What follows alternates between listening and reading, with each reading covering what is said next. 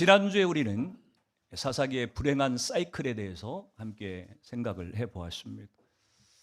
사람의 신앙이 또 사람의 인생이 선순환을 하는 그런 인생을 살아야 복스러운 것인데, 오늘 이스라엘 백성들의 삶을 보면은 선순환이 아니라 악순환을 되풀이하는 그런 삶입니다.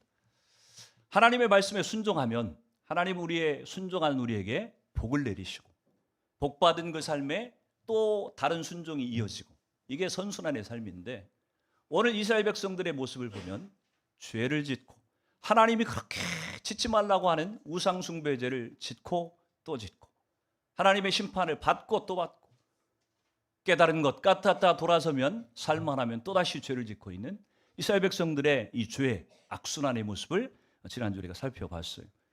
사사기 내내 어쩌면 우리는 계속해서 반복해서 이 말씀들을 보게 될 텐데, 사사기 3장 7절에 보니까 이스라엘 자손이 여호와의 목전에 악을 행하여 자기들의 하나님 여호와를 잊어버리고 바알들과 아세라들을 섬긴지라. 여호와의 목전에 악을 행했다. 여호와를 잊어버리고 바알과 아세라상을 섬겼다. 여러분, 우상을 섬긴 이스라엘 백성들에게 당연히 뒤따라오는 것은 하나님의 심판입니다. 이스라엘 백성들이 메소포타미아 왕 구산 리사다임의 손에 이스라엘 백성들을 팔아넘기셨어요. 8년 동안을 고통을 당합니다. 고통당한 이스라엘 백성들이 하나님께 또 부르짖어요. 하나님 좀 살려주십시오. 하나님께서 온니엘이라고 하는 사사를 세우셔서 이스라엘 백성들을 대적의 손에서 구원을 시켜내십니다. 12명의 사사 가운데서 첫 번째 사사예요. 온니엘. 살만합니다. 이스라엘 백성들이 또 뭘 합니까? 3장 12절에 보니까 이스라엘 자손이 또 여호와의 목전에 악을 행하니라. 이스라엘 자손이 여호와의 목전에 악을 행함으로 여호와께서 모압 왕 에글론을 강성하게 하사 그들을 대적하게 하시매. 또 악을 행했대요, 이스라엘 백성들이. 하나님께서 어떻게 합니까? 모압 왕 에글론 밑에다가 이스라엘 백성들을 20년 동안 학대받게 하십니다. 하나님께서 두 번째 사사 에훗이라고 하는 사사를 세워서 이스라엘 백성들을 또 구원해 내십니다.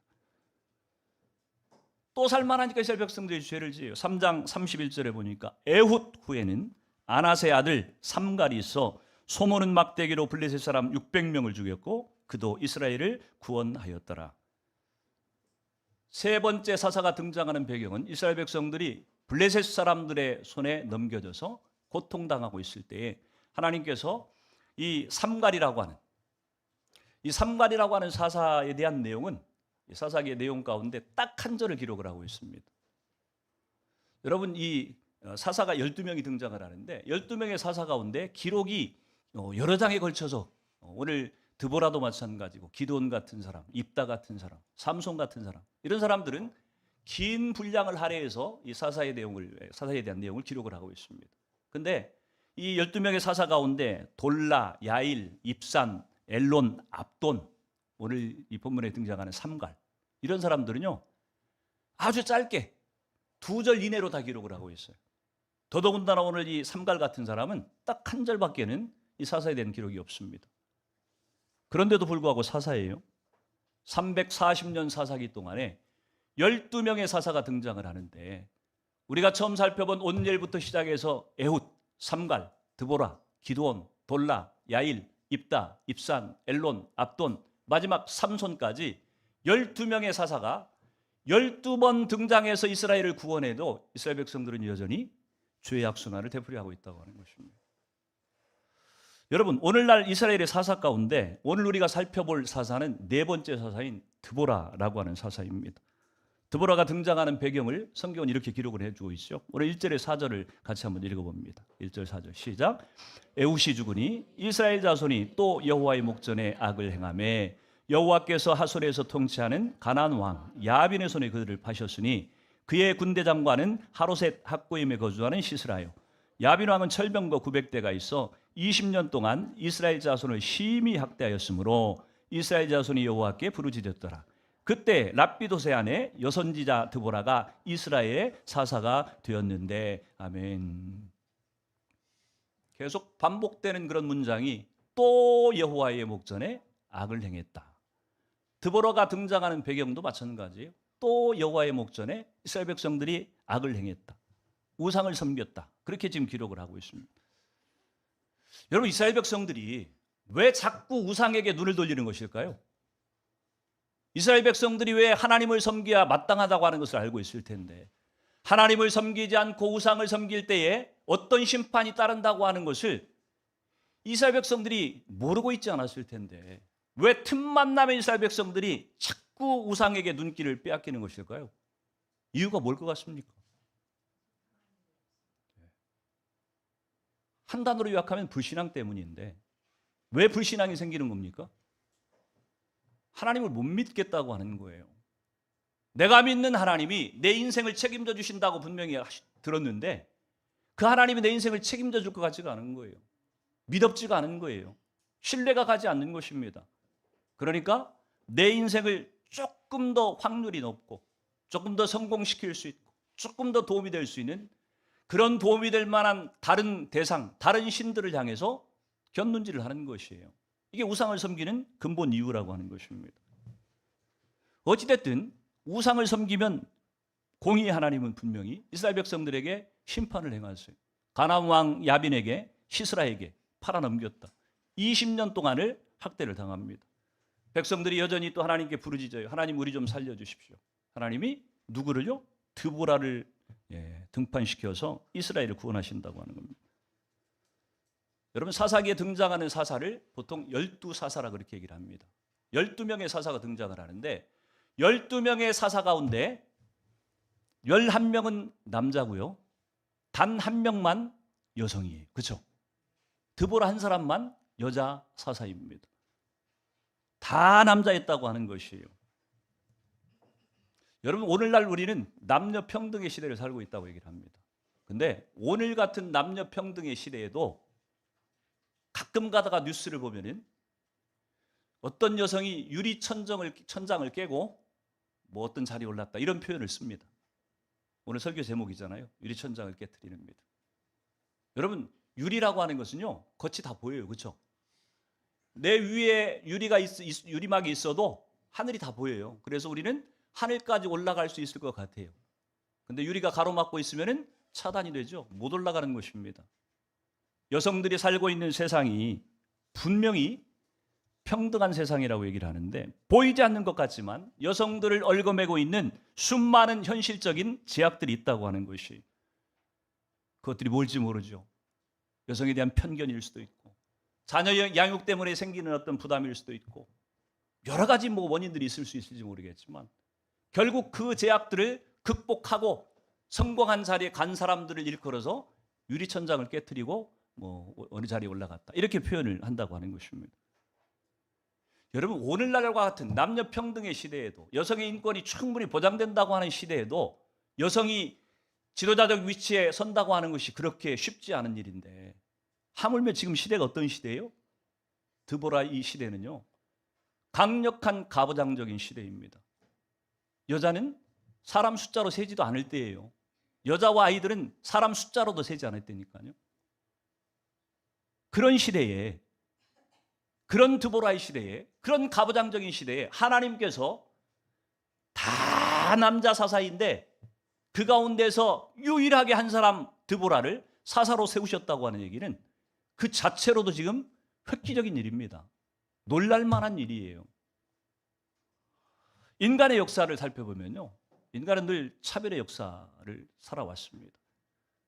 힘 있는 사람들이 힘 없는 사람들을 억압하고, 돈 많은 사람들이 가난한 사람들을 억압하고, 강하다고 생각하는 남성들이 약하다고 생각하는 여성들을 항상 무시하고 편견을 갖고 대하고. 여러분, 인간의 역사는 늘 이렇게 차별과 편견의 역사로 흘러왔어요. 근데 하나님이 인간을 지으실 때, 천지 창조 후에 사람을 지으실 때 하나님은 남녀를 차별을 두지 않았어요. 편견을 가지고 지으시지 않았어요. 공평하게, 평등하게 남녀를 지으셨다고 하는 것입니다. 하나님이 역사를, 하나님의 신앙의 역사를 이루어가는 모든 과정 가운데도 하나님은 차별하신 적이 없어요. 이 드보라 같은 가부장적인 시대에도 하나님은 드보라를 세워, 여성을 세워서 하나님 일을 하셨어요. 알잖아요. 예수님의 족보 가운데 여성들이 등장한다고 하는 거 아시지 않습니까? 여러분, 우리나라 족보에도요, 딸들은 족보에 안 올렸어요. 요즘은 족보가 이제 이상해져 가지고 요즘은 막 딸도 다 올리더라고요. 근데 원래 조선시대 때 족보에는요 절대 여자들 못 올렸습니다. 아들들만 올렸어요. 근데 이 드보라 시대에 하나님께서 드보라를 이 이스라엘의 지도자로 세우셨다고 하는 얘기는 진짜 놀라운 얘기예요. 하나님 안에는요 인종의 편견도 없고 빈부의 편견도 없고 학력의 편견, 남녀의 편견도 없다고 하는 것을 지금 보여주고 있는 것입니다. 사람들이 만들어낸 거예요. 죄성을 가진 인간들이 서로 차별하고 편견을 갖고 대할 뿐이지 하나님은 본래 남녀가 됐든 빈부가 됐든 많이 배웠든 못 배웠든 하나님은 편견을 가지고 대하시지 않고 차별하시지 않는 하나님이라고 하는 것을 보여주고 있는 거예요. 사랑하는 성도 여러분, 저와 여러분 한 분 한 분은 하나님의 형상을 입고 태어난 저와 여러분 한 분 한 분은요 하나님이 지으신 그대로 하나님이 쓰시고자 하는 목적대로 온전하게 쓰임 받아야 될 존재라고 하는 것입니다. 절대로 편견을 가지고 대해서도 안 되고 차별해서도 안 된다고 하는 것이. 그렇다고 한다면 오늘 드보라는 어떤 면에서 하나님이 들어 쓰신 사람이었을까? 이 사사기 4장 5절의 말씀해 보니까 드보라를 그렇게 표현합니다. 에브라임 산지 라마와 베델 사이에 살았던 사람이다. 그렇게 기록을 하고 있습니다. 드보라가 드보라의 종려나무 아래에서 재판했다 이렇게 기록을 하고 있습니다. 그래서 뭐 성경학자들은 얘기하기를 드보라가 드보라의 종려나무 아래에서 집을 짓고 살았다는 얘기인가? 아니면 거기서 재판만 했다는 얘기인가? 뭐 성경학자들이 뭐 이렇게 헷갈려 하는데 아마도 거기에서 거주한 것은 아닌 것 같고 종려나무 아래에서 드보라가 재판하는 모습을 성경이 이렇게 기록하고 있는 것으로 보여져요. 여러분 하나님이 이스라엘의 사사들을 세우셨던 목적은 크게 두 가지입니다. 하나는 뭐냐면은 이스라엘을 핍박받는 압제자들의 손에서 구원시키는 일을 위해서 사사에게 그 역할을 맡기셨어요. 사사의 첫 번째 역할은 구원자의 역할이에요. 두 번째 사사의 역할이 있다고 한다면 백성들을 다스리고 재판하는 일이 사사들의 일이었다고. 이 사사기라고 하는 이 저주라고 하는 영어 이름에서도 마찬가지로 판단자, 재판자 이런 의미잖아요. 사사가 고유의 역할이 재판하는 일이었다고 지금 말하고 있는 것입니다. 근데 사사기를 가만 보면요. 여러분이 주의 깊게 혹시 보셨는지 모르겠지만 저도 설교를 준비하면서 새롭게 깨닫게 되는 거예요. 12명의 사사가 등장하는데 11명의 사사는 다 기록의 내용이 다 어떤 내용이냐면 압제자의 손에서 이스라엘 백성을 어떻게 구원했는가에 대한 얘기만 써 있어요. 한번 집에 가서 한번 읽어보십시오. 재판했다는 얘기가 혹시 나오는지 없습니다. 다른 11명의 사사에게는 남자 11명의 사사에게는요. 그들이 앉아서 뭐 재판했다 이런 얘기들이 기록이 없는데 딱 유일하게 드보라 사사에게만 하나님께서 그가 종려나무 아래에서 재판을 했다. 이렇게 기록을 해놓고 있다고 하는 얘기입니다.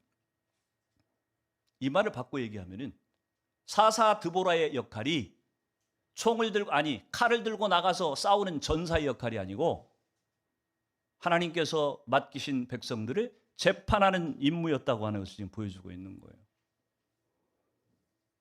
그러면 누가 싸웁니까? 사사는 구원자의 역할을 해야 되는데 구원자의 역할은 누가 합니까? 군대 장관 바락을 세워서 지금 그 일을 아비노함의 아들 바락이라고 하는 사람을 세워서 그 일을 했다 지금 얘기를 합니다. 오늘 사사기 4장 6절 7절에 보니까 드보라가 사람을 보내요. 아비노함의 아들 바락을 납달리 게데스에서 불러다가 그에게 이르되 이스라엘의 하나님 여호와께서 이같이 명령하지 아니하셨느냐? 너는 납달리 자손과 스불룬 자손 10,000명을 거느리고 다볼산으로 가라. 내가 야빈의 군대 장관 시스라와 그의 병거들과 그의 무리를 기손강으로 이끌어 내게 이르게 하고 그를 내 손에 넘겨주리라 하셨느니라. 구원하는 역할은 누가 해요? 바락을 통해서 바락을 세워서 하나님이 하시고 재판은 누구를 통해서? 드보라를 통해서 하시는 거예요. 다른 사사들은 한 사람이 두 가지 역할을 동시에 한 것처럼 보여지는데 오늘 드보라에게만 역할들을 분담시키고 있는 모습을 보게 됩니다. 이거를 보면서 우리가 생각하게 되는 것이 하나님이 하나님의 나라를 이루어갈 때 한 사람을 통해서 일하시지 않고 각각의 주신 은사와 재능을 따라서 하나님이 합력해서 일을 하게 하시는 이 하나님의 나라의 일하심의 모습을 이 성경적인 모델로 여기서 지금 보게 되는 거예요. 그래서 여러분 우리에게 은사라고 하는 건 너무 중요합니다. 내가 어떤 은사를 갖고 있는가? 하나님이 내게 어떤 은사를 주셨나? 나에게 주신 그 은사는 뭐 하려고 주셨다고요? 하나님의 교회를 섬기라고.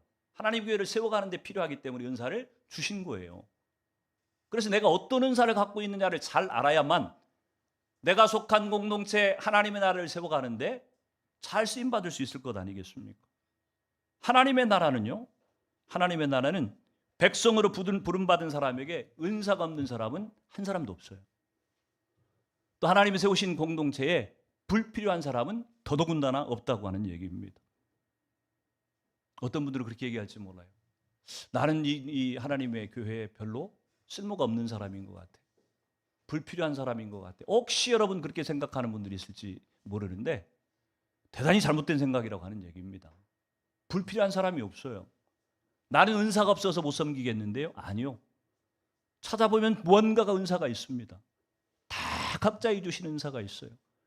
악기를 다루면서 찬양으로 섬기는 분들이 있는가 하면, 노래를 잘해서 싱어로 서는 분들이 있는가 하면, 안내를 서는 분도 있고 청소를 하시는 분도 있고 밥을 짓는 분도 있고 다 다르잖아요. 다 밥만 짓겠다고 가서 주방에 가서 있는다고 한다면 우리 주방 좁은데 미어 터져 나가겠죠. 그렇죠? 다 청소하겠다고 한다면 청소할 것도 없는데 사실. 워낙 좁아가지고서 다 청소한다고 막 다 들러붙는다고 생각해 보세요. 얼마나 시끄럽고 복잡하겠어요. 다 찬양팀 한다고 다 여기 단위 올라온 누가 예배드려요 그러면. 하나님의 교회, 하나님의 나라는 각자에게 주신 은사를 가지고 성실하게 자기 역할들을 잘 감당할 때 하나님의 교회는 풍성해지고 우리 자신들도 기쁨으로 충만하게 되는 것이에요. 그런 저와 여러분 되기를 주 이름으로 축원합니다. 하나님이 주신 은사들을 사용할 때 놓치지 마야 될 것이 있어요. 그래서 우리가 가진 은사는요, 완전한 것도 아니고 우리가 가진 은사는 결핍이 없다고 하는 그런 의미가 아니에요. 우리에게 주신 은사라고 하는 것은요, 분명히 한계가 있을 때가 있고요, 결핍이 느껴질 때가 있습니다. 근데 그 결핍이 있을 때 뭐 하라고 결핍을 주신 거예요? 다른 사람을 통해서 채우라고 결핍을 주시는 겁니다. 오늘 4장 8절을 한번 읽어봅니다. 4장 8절 시작. 바락이 그에게 이르되 만일 당신이 나와 함께 가면 내가 가려니와 만일 당신이 나와 함께 가지 아니하면 나도 가지 아니하겠노라 하니. 여러분, 바락이 지금 직분이 뭐예요? 군대 장관이에요. 군대 장관은요, 지금 일선에 나가가지고 군대를 지휘하는 사람이에요. 최고 사령관이에요. 지금 군대 장관이 싸움의 전문가예요. 프로예요, 프로. 근데 싸움에 이골이 난 이 군대 장관이 만일 당신이 나와 함께 가면 내가 가겠고 만일 당신이 나와 함께 가지 않는다고 한다면 난 안 갈랍니다. 이렇게 지금 얘기를 하고 있는 거예요. 쫄장부 아니에요, 쫄장부? 우리 필립 목사님이 아마 이런 표현을 잘 쓸 건데 쫄장부예요, 쫄장부. 이게 남자가 돼가지고 그것도 군대 장관, 총사령관이 돼가지고서 겁먹을 게 따로 있지. 당당히 나가가지고 싸움을 해야지. 뭐 드보라를 향해서 당신이 가면 나도 가고 안 가면 안 가겠다. 이게 뭔 시원찮은 사람인가? 여러분 이렇게 생각할지 몰라요. 근데 이 본문 말씀을 여러분이 잘 해석을 해야 됩니다. 이 본문 말씀은 그런 의미가 아니에요. 이 사람이 쫄장부라고 하는 얘기를 하려고 이 말을 지금 기록하고 있는 것이 아니에요. 여러분, 출애굽기 33장에 보면은 이스라엘 백성들이 출애굽하고 홍해를 건너가지고 시내산에 3개월 만에 시내산에 도착합니다. 시내산에 도착해가지고 몇 개월을 머무냐면은 정확히는 11개월을 머뭅니다. 약 1년 동안을 머물러요. 머물면서 뭐 했어요? 시내산에서 하나님으로부터 십계명을 받고 하나님 백성으로 어떻게 살아야 될지 다 배우잖아요. 근데 십계명만 받은 게 아니라 십계명 받으면서 이스라엘 백성들이 큰 사고를 친 게 있었죠. 금송아지 사건이 일어났어요. 하나님이 대노를 하셨죠. 이놈들 내가 다 쓸어버리겠다. 다시 시작하겠다. 하나님이 그렇게 화를 내실 만큼 어마어마한 사건이었어요.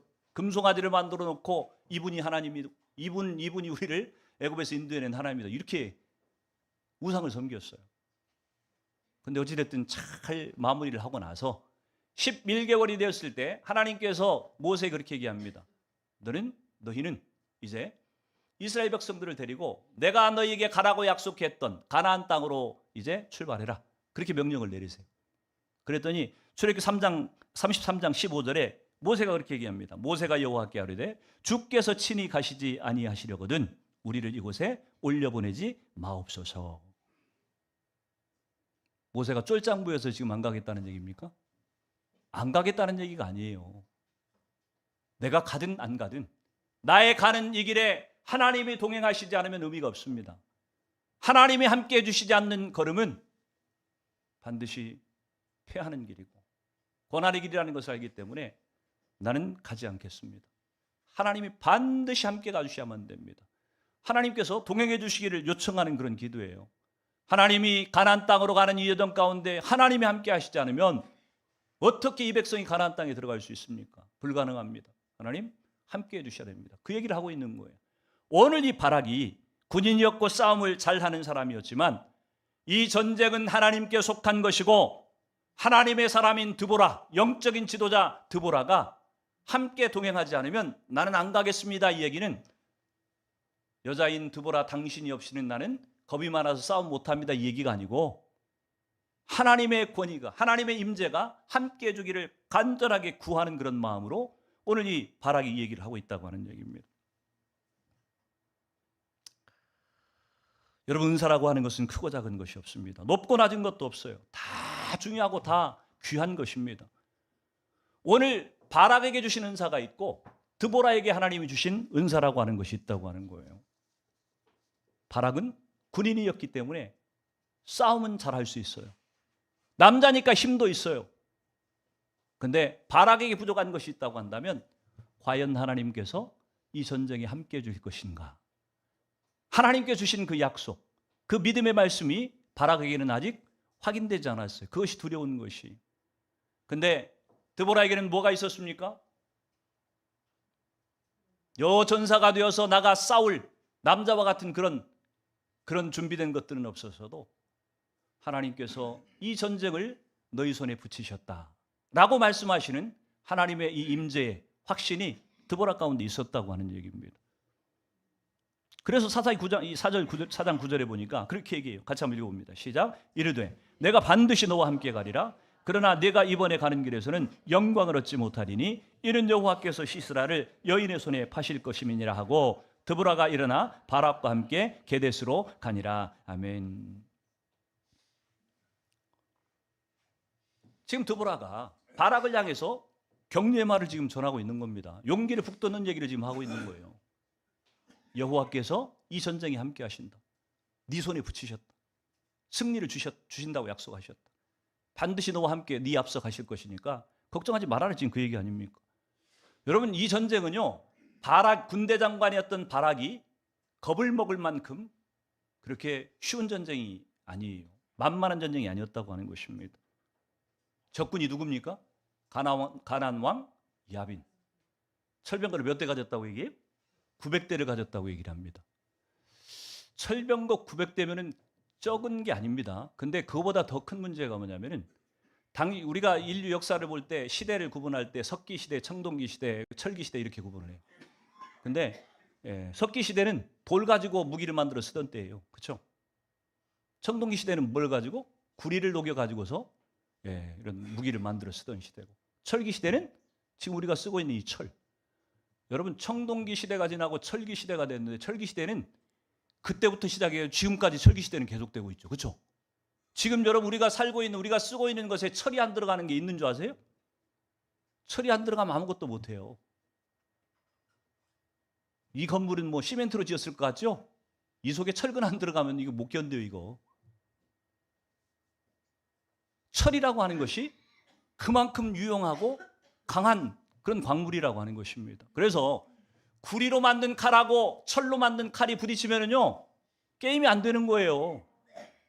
구리는 그냥 무뎌져 버리고 결국 철칼을 든 사람에게 지도록 되어 있는 것입니다. 오늘 가나안 왕 야빈은요, 철칼을 든 정도가 아니라 철병거 900대가 있었다고 지금 얘기를 하는 거예요. 오늘날로 친다고 한다면요, 세계 최강의 무기를, 최첨단의 무기를 갖고 있는 미국과 같은 입장이고요, 반대편에 있는 이란과 같은 게 지금 이스라엘의 입장이었다고 하는 것입니다. 게임이 안 되는 싸움이에요, 지금. 바락이 오죽하면은 선뜻 내가 전쟁에 나가겠다고 얘기를 못한 이유가 이해가 간다니까요. 바락이 겁이 많아서 그런 게 아니고 객관적인 전력상 이 이스라엘은 가나안과 이 야빈과 싸워가지고 이길 승산이 조금도 없어요. 가능성이 요만큼도 없어요. 군사의 수로도 그렇고 무기의 어떤 좋고 낮은 것으로 봐도 마찬가지고. 그런데 드보라가 14절에 보니까 강력하게 얘기하잖아요. 드보라가 바락에게 이르되 일어나라. 이는 여호와께서 시스라를 내 손에 넘겨주신 날이라. 여호와께서 너의 앞서 나가지 아니하느냐 하신지라. 이에 바락이 10,000명을 건드리고 다볼산에서 내려가니. 절대적으로 불리한 싸움. 아니, 승산이라고 하는 것은 손톱만큼도 없는 것 같아 보이는 이 싸움. 이 싸움을 향해서 여러분 지금 다볼이 볼 때는 패할 수밖에 없는 그런 전쟁으로 여겨지는데, 오늘 적군이 가지고 있지 못한 아주 강력한 무기가 이스라엘 백성들에게 있다고 지금 14절에 얘기를 하고 있는 것입니다. 그게 뭐예요? 여호와께서 시스라를 네 손에 넘겨줬다. 여호와께서 너의 앞서서 나가고 계신다. 여러분, 전쟁이 하나님께 속한 것이라고 하는 것을 정말 믿는 사람들이라고 한다면, 여러분 이거보다 우리에게 더 큰 위로와 격려가 되는 말이 있겠어요? 하나님이 나와 함께 하신다. 하나님이 나의 이 문제 가운데 동행하고 계신다. 하나님이 이 문제를 해결해 주실 것이다. 여러분, 이 확신, 이 믿음을 갖는 것보다 여러분 우리에게 더 큰 위로가 어디가 있겠어요? 세계 최첨단의 무기를 갖고 있는 것보다 더 큰 위로가 되는 말이라고 하는 것을 믿는 자들에게는 있다고 하는 것입니다. 여러분, 오늘 드보라와 바락에게 필요한 것은요, 바로 그 믿음이었어요. 하나님이 함께해 주신다고 하는 믿음. 하나님이 이 싸움에, 이 전쟁에 개입하고 계신다고 하는 믿음. 그래서 하나님이 함께 하시기 때문에 반드시 승리할 수밖에 없다고 하는 이 믿음. 믿음이라고 하는 게 뭐예요? 믿음은요, 은사에게서 나오는 것도 아니고 재주가 있다고 이 믿음이 생기는 것도 아니고, 믿음이라고 하는 것은 내 어떤 열정에서, 야망에서 나오는 것도 아니에요. 믿음은 단순해요. 하나님이 살아계시고 하나님이 전능하신 분이시고 그분은 지금 이 역사와 만물을 주관하고 계시는 분이고, 그래서 내 인생도 그분이 붙들고 계시는 분이시고, 내 앞에 어떤 문제, 어떤 장애물이 있어도 그분이 개입하시고 동행하시기만 하면은 얼마든지 그 장애물들을 헤쳐나갈 수 있다고 하는 이 확신, 이것이 하나님 우리에게 주시는 믿음이라고 하는 것입니다. 여러분에게 있는, 여러분 앞에 놓여져 있는 900대의 철병과와 같은 장애물이 혹시 무엇입니까? 요즘 시대를 보면서 그런 생각 들지 않아요? 왜 세상이 이렇게 막 자꾸 전쟁으로 휘말리는 것일까? 이란, 이락, 러시아와 우크라이나 전쟁도 지금 4년째를 지금 가고 있나요? 미국은 왜 또 생뚱맞게 또 전쟁을 일으켜가지고 또 전할리를 치나? 물론 구약의 성경을 또 해석하는 분들은 하나님이 뜻을 이루는 것이라고 그렇게 또 해석을 하기도 하지만,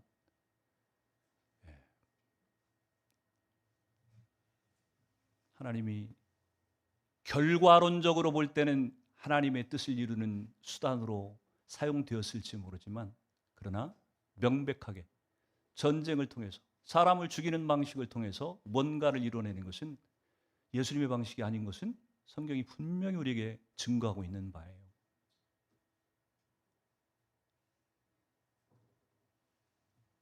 저는 정치적인 얘기를 단회에서 잘 안 하죠. 아마 제가 트럼프 잘못하고 있다 이렇게 얘기를 하면 아마 우측에 서신 분들이 막 또 저를 공격을 할 것이고, 트럼프 저놈 못돼 먹은 놈이다 이렇게 얘기하면 또 야측에 서신 분들이 또 흡족해 할지 모르겠는데, 저는 그런 거 관심 없어요. 성경에서 하나님이 말씀하시는 일을 트럼프가 하고 있는가 안 하고 있는가를 저는 보는 거죠.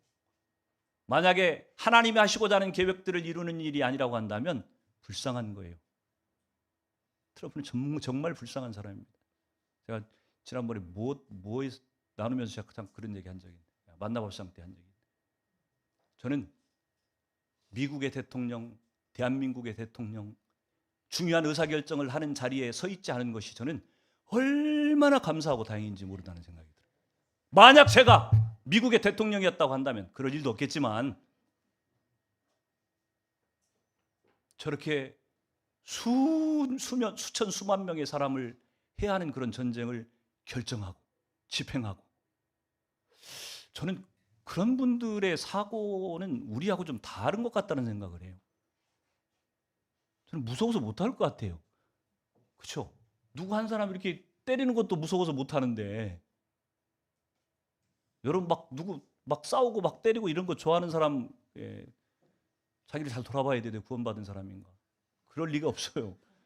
우리는요, 누구 한 사람 때리고 싶은 마음이 있어도 못 때리는 것이 그리스도인의 마음이에요, 사실.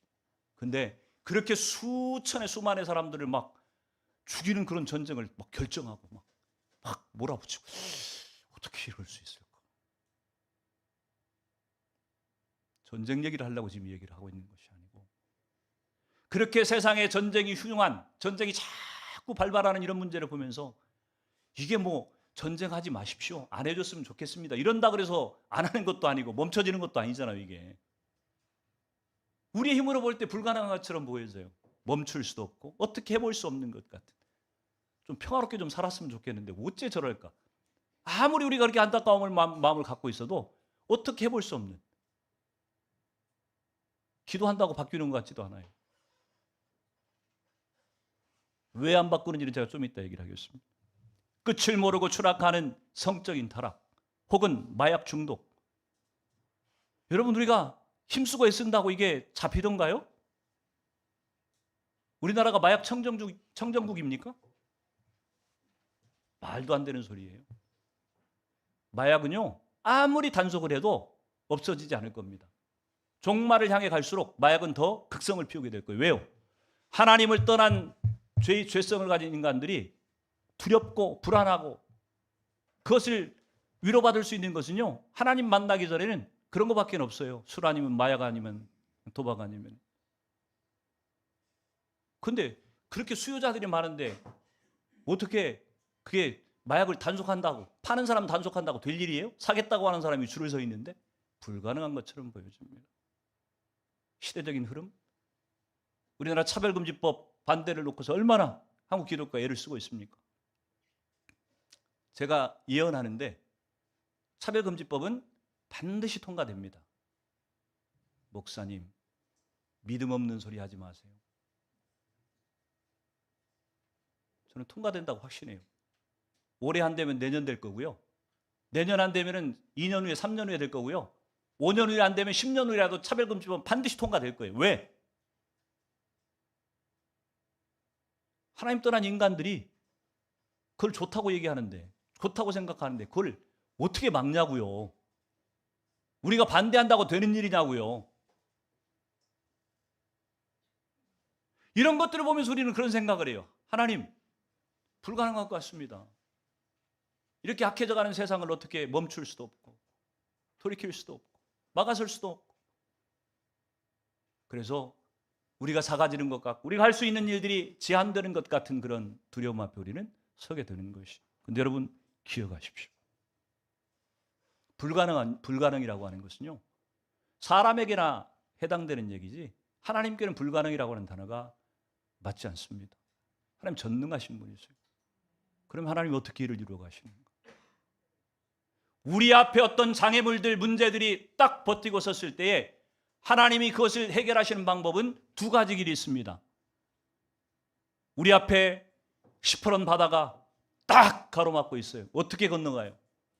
두 가지 방법이에요. 하나님이 홍해를 가른 것처럼 바다를 갈라서 우리를 통과하게 하시든지, 아니면 바다 위를 걸어가게 하시든지.